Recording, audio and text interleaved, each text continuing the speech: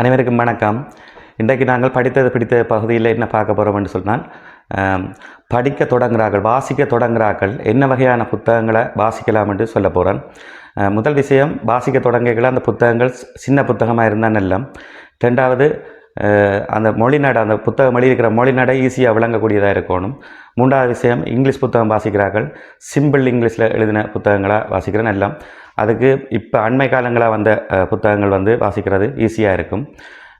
அந்த வகையில் நான் முதலாவது ரெக்கமெண்ட் பண்ணுற புத்தகம் மறைந்திருக்கும் உண்மைகள்னு சொல்லி ஓசோ எழுதின புத்தகம். இந்த புத்தகம் எதை பற்றி சொல்லுவென்றால், எங்களோட வழிபாட்டு தலங்களில் நாங்கள் பின்பற்ற சடங்குகள் இருக்குத்தானே, அந்த சடங்குகளுக்கு பின்னால் இருக்கிற சயின்ஸை தெளிவாக ஆராய்ச்சி செஞ்சு எழுதியிருக்கிறார்.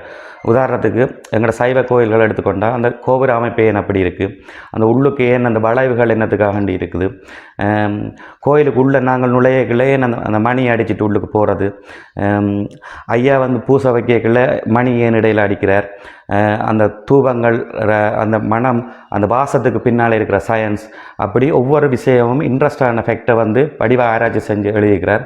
இந்த புத்தகம் எல்லாருக்கும் ஒரு வாசிக்கிறத தூண்டக்கூடிய புத்தகமாக இருக்கிறதால இந்த புத்தகத்தை சந்தர்ப்பம் கிடைக்கிறார்கள் படியுங்கோ. அடுத்த புத்தகம் இக்கிகாய். எங்களோட சேனலின் பேரும் இக்கிகை தான்.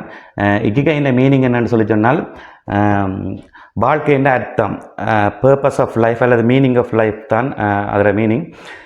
இந்த புத்தகம் எதை பற்றி சொல்லுதுன்னு சொல்லி சொன்னால், உலகத்திலே 100 வயசுக்கு கூட ஆக்கள் வாழ்கிறது ஜப்பானில் உள்ள ஒக்கினவா என்ற மாநிலத்தில் உள்ள ஆக்கள்லாம் 100 வயசுக்கு கூட வாழ்றினோம். அப்போ அவையில் என்ன காரணத்துக்காக அங்கே உள்ள ஆக்கள் கூட வருஷம் அவைய வாழ்கிறதுக்குரிய காரணங்கள் என்னென்னு சொல்லி ரிசர்ச் பண்ணி அந்த மாகாணத்துக்குள்ளே போய் அவை என்ன சாப்பிட்டுச்சினம், அவையோட மொழி எப்படி அதுக்கு உதவிச்சுது, அவைய தியான முறைகள் என்னென்னு சொல்லி அதில் லோகோத்ரபி என்ற ஒரு பாட்டு இருக்கும். அப்படி அவையில் இந்த வாழ்க்கை முறையின் முக்கியத்துவம், அவையில் ஒரு வேலையை செய்யக்குள்ள எப்படி அதில் விருப்பப்பட்டு அதில் ஆர்வமாக செய்து நம் இந்த மாதிரியான விஷயங்களை சொல்லியிருக்கும். சின்ன புத்தகம்தான். இந்த புத்தகம் சந்தர்ப்பம் கிடைக்கிறார்கள் வேண்டி வாசிங்கோ. அடுத்த புத்தகம் குட்டி இளவரசன். இதுக்கும் நான் வாசிச்சதிலே சின்ன புத்தகமே தான். அந்த கடுகு சிறுசானாலும் காரம் பெருசுன்னு சொல்கிற புத்தகம்னா இந்த புத்தகம் தான். இந்த புத்தகம் சம்பந்தமான ஒரு வீடியோ நான் ஏற்கனவே போட்டுக்கிறேன், அதில் போய் இந்த புத்தகம் சம்பந்தமாக தெரிஞ்சு கொள்ளுங்கோ. இதுக்கும் வாசிக்க தொடங்குறதுக்கு ஒரு அருமையான புத்தகம். அடுத்த புத்தகம் சேகுவராட மோட்டார் சைக்கிள் டைரி என்று சொல்லி புத்தகம், மோட்டார் சைக்கிள் டைரி. இந்த புத்தகம் சேகுவரா மகள்லாம் எழுதினது. இது எப்படின்னு சொல்லி சொன்னால் இன்ட்ரெஸ்டாக இருக்கும். சேகுவராவும் அவற்ற ஃப்ரெண்டும் எப்படி அர்ஜென்டினாவிலேருந்து ஒரு மோட்டார் சைக்கிள் ஒன்றில் வலிக்கிடுவினோம். அப்படி வலிக்கிட்டு அவையில் பயணம் செய்யக்குள்ள அவையர் ஆக்சிடென்ட் படுறதுலேருந்து எப்படி கப்பலில் அந்த மோட்டார் சைக்கிளை ஏற்றி கொண்டு போகிறது, வேறு நாடுகளில் போய் அவையில் என்னென்ன பிரச்சனையை சந்திச்சுனா, தொழுநோயாளர்களுக்கு எப்படி உதவி செஞ்சிச்சுனா, எப்படி பிடல் கேஸ்ட்ரோக்கும் சேகுவராக்கும் இடையில் நட்பு எப்படி உருவாகிச்சுது, அவர் பிறகு எப்படி பொலிவியாவுக்கு போய் போராடினார் அப்படின்னு சொல்கிற விஷயங்கள் எல்லாம் இன்ட்ரெஸ்டாக இருக்கும். இந்த புத்தகத்திலே எனக்கு இந்த சேகுவராவை பிடிக்கிறதுக்கு முதல் காரணம் என்னென்றால், எல்லாரும் போராடின இலக்கோடு நின்றுவினம்.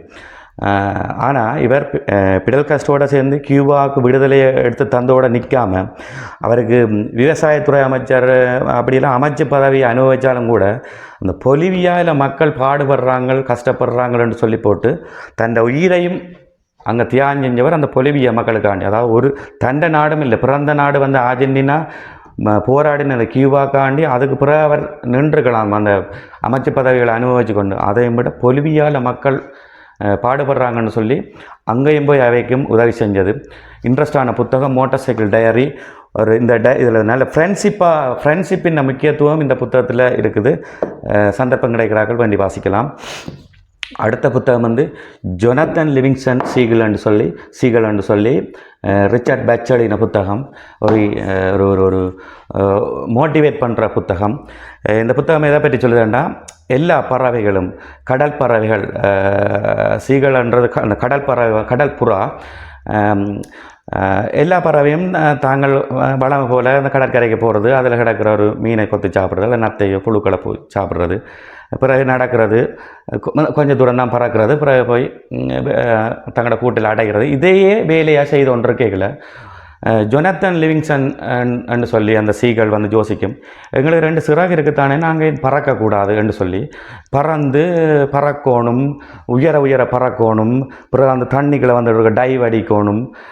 அப்படி நாங்கள் சிறகு இருந்துமே ஏன் பறக்காமல் இருக்கிறேன்ட்டு அவ்வளவு புறாக்களுக்குள்ளையும் இது மட்டும் கொஞ்சம் வித்தியாசமாக யோசிச்சு உயர பறக்கிறது, டைவ் அடிக்கிறது, தூர இடங்களுக்கு மேலும் பறக்கிறது என்று சொல்லி ஃபெயிலியர் ஆகி என்ன பிள்ளை என்று சொல்லி ஒவ்வொன்றையும் கற்றுக்கொண்டு முன்னோறி கொண்டு போகும்.